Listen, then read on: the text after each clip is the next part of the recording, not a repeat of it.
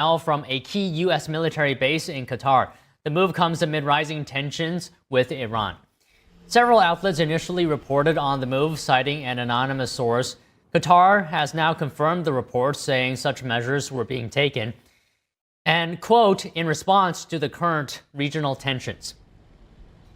The Pentagon declined to comment on questions about the move. The State Department had no immediate comment on the potential for any security alerts to be issued for American citizens. Meanwhile, in Iran, the head of the nation's judiciary says there will be fast trials ahead for detained protesters. That's despite President Trump repeatedly warning that the U.S. may take military action over violence against protesters. A 26-year-old demonstrator is scheduled to be publicly executed today. Trump is warning the U.S. will take strong action if Iran starts hanging protesters. He made the comments during a CBS interview yesterday.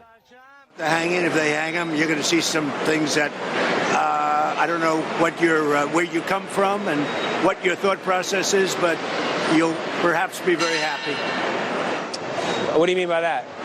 We will take very strong action. If they do such a thing, we will take very strong action. And this strong action you're talking about, what's the end game?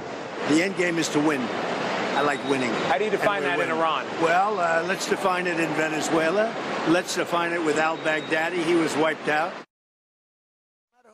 Earlier yesterday, Trump encouraged protesters to continue demonstrating. In a Truth Social post, he said, "Save the names of the killers and abusers. They will pay a big price," adding, "Help is on its way." An activist group in Iran says SpaceX has activated free Starlink access across the country. In a post on X, the group Nasnet said Elon Musk's service has waived subscription fees for anyone inside Iran. In the post, the group also urged people not to forget physical camouflage, hiding the Starlink IP and changing the wireless network name.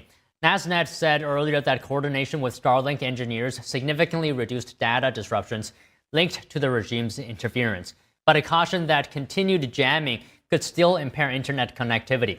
Starlink did not immediately respond to a request for comment. And to discuss the latest on the Iranian protests, joining us is Grant Newsham, retired U.S. Marine Colonel, former diplomat, and senior fellow at the Center for Security Policy.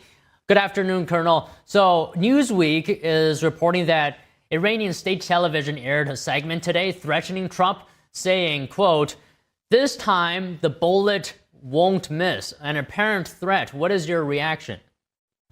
Well, that's how they act, and they've tried it before to go after American political figures, senior ones as well. So it's what you expect from them. It really no surprises. You do have to be very careful, but at the same time, there's no illusions as to the nature of that regime and what it represents and what it is. That's why you see millions of Iranians in the streets. Any consequence to that threat? Well, there might be. I think Mr. Trump, if he hears it, he salts these things away and he remembers, but it's more than just that threat. It's the entire behavior of the Iranian regime for a long time. And now in this most recent series of events where people are in the streets and now they're gunning them down, at least a few thousand, maybe more. They've got prisoners, cruelly treating them, threatening to hang some of them. This is a regime with no or very little legitimacy, and very little popular legitimacy. And you can see from the protests, the rioters who are going up against a ruthless security service that's backing up these rulers of Iran. Okay, so talking about the nature of the regime, the London-based news outlet Iranian International concluded that 12,000 protesters have been killed. And this is extremely shocking to hear. What is your reaction to this? And what does it say about the nature of the regime? Well, it's a regime that only operates based on fear and intimidation, murder. There's Evin prison, and everyone in Tehran knows about it. It's the Bastille of that regime. And when people go in there, they're in for a very rough time. And the reports of how young women are treated are absolutely vile, which I think disgraces that regime. And I think very much answers the question of whether it should continue or not. And Colonel, I saw one of your articles about this topic. You say protests need urgent American military support. Otherwise, Trump's lock and loaded threat will ring hollow. Can you just elaborate on that? Why do you think so? Well, the protesters are going up against really an intact and very ruthless security service, the Islamic Revolutionary Guard Corps, the IRGC, and also a sort of a militia of regime thugs that have kept people suppressed and oppressed for a long time. And the opposition, the protesters, really are not armed. They have basically no weapons. And so they're up against people who will shoot them and are killing them in very large numbers, and are going to do more if they can or think they have to. Sometimes they seem to do it for fun.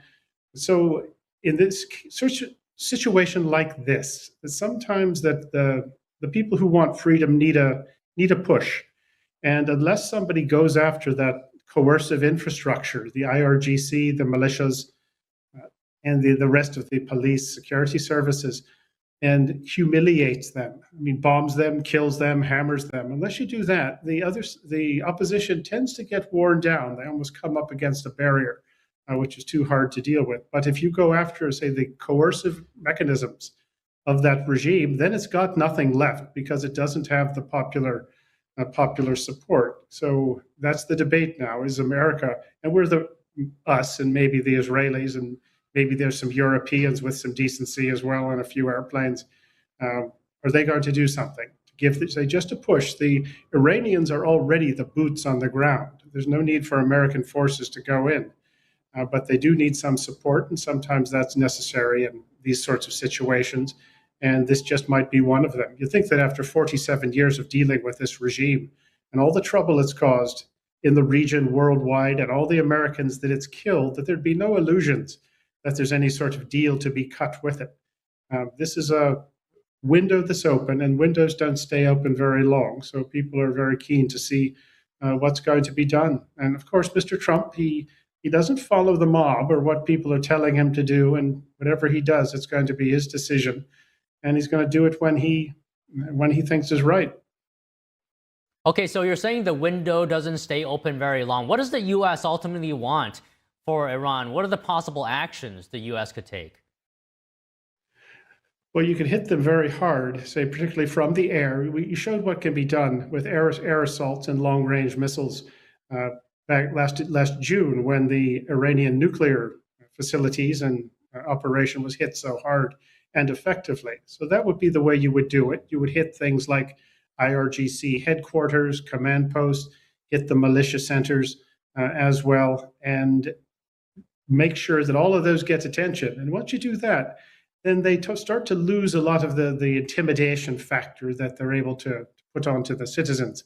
But you got to do that. Another thing you might do is go after Evin prison in Tehran with precision weapons, knock down the walls, hit the guard posts, hit the parking lot, and then maybe relatives will go in and find their relatives being tortured and get it on iPhones and show the depravity of this regime.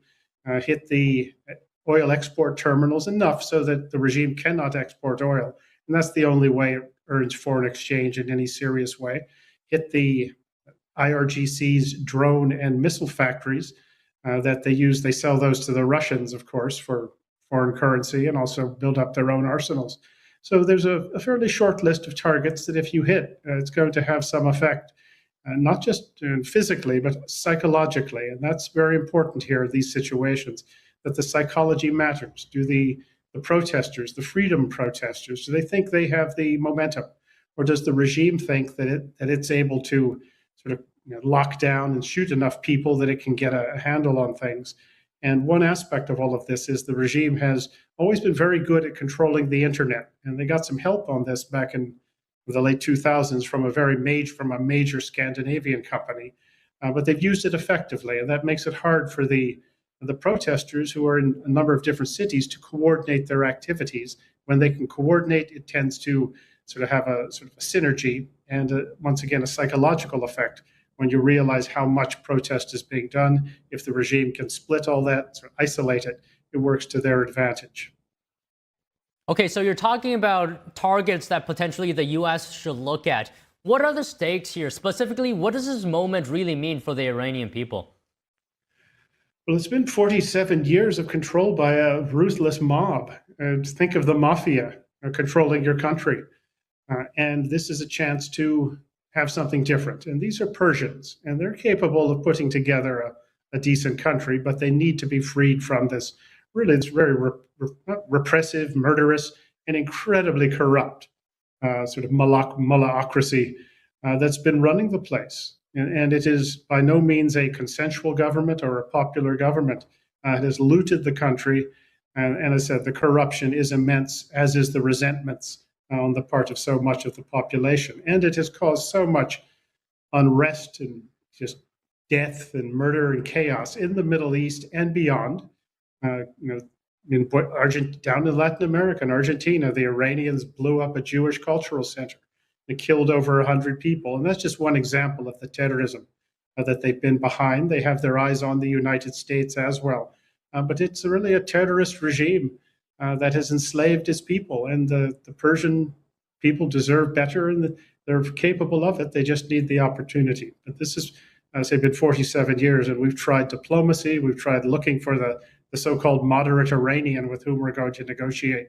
And that goes back to the Ronald Reagan era. And it appears not to exist. We've talked enough to them. This is, as I said, a window that is open for change. The Iranian people they deserve this, and it's an opportunity, but sometimes you do need some help to sort of get through the barrier.